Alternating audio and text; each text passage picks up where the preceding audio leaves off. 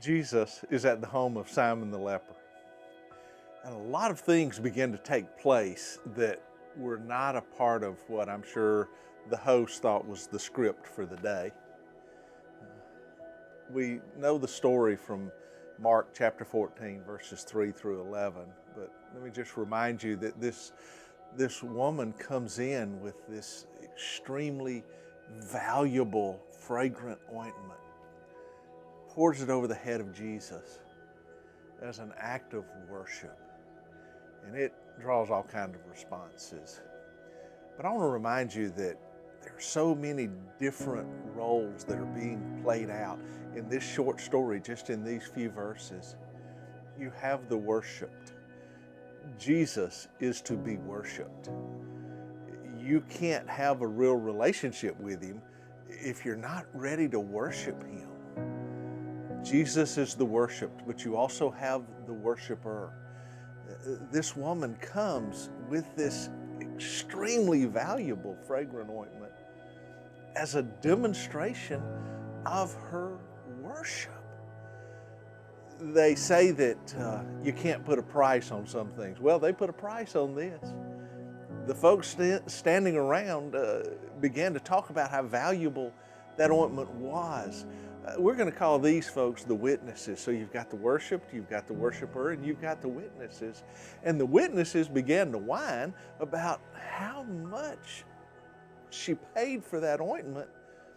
And they began to just give their opinion that it was wasteful for her to have poured that ointment on Jesus as a demonstration of worship. We are told many times that it's not about the value.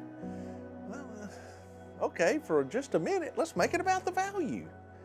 It was valued at what is interpreted out as about a year's wages for the average person. So imagine taking everything you made last year, using it to buy something that you give once and could be used only one time as a demonstration of your worship. Put a value on it. In fact, if you want to do that, let me ask you a couple of quick questions. What's it worth to you to be able to worship Jesus? I don't believe that this is anything less than the very best that this woman could bring.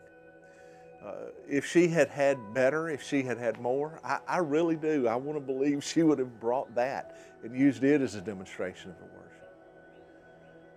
But when she put a value on what it meant to her to be able to worship Jesus, she didn't concern herself with how little she could give. She wanted to give the very best that she had. What's your worship worth to him? God desires for us to be in a worship relationship with him.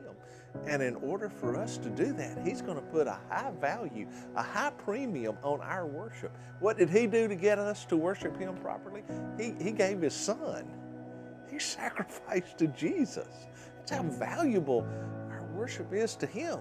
He was willing to sacrifice his son for us to have that worship relationship, that right relationship. Are you one of the witnesses that stand around and talk about somebody else's worship without really concentrating on worshiping more yourself? And then you see the wasteful. It says at the end of our text, verses 9, 10, and 11, that a change took place and Judas went out. He put a value on giving up Jesus. 30 pieces of silver was the agreed on price. So Judas wasted his. He wasted the opportunity. He wasted what had been 3 wonderful years with the Savior. He didn't take advantage of the opportunity that he had to sit at the feet of Jesus and be a witness to the miracles and worship him because of who he was. As we move into Easter, begin today to worship with the very best that you have. Don't say, I'll worship Jesus later when I've got a little more time. Take the best time you have today, use it to worship him. Maybe you need to sacrifice something in worship. That can be between you and the Lord. But if you're called to sacrifice in worship, sacrifice the very, very best you have. I cannot wait to be able to worship this Sunday a resurrected Savior, a living Lord, King of Kings and Lord of Lords. But I want to start today to worship Him.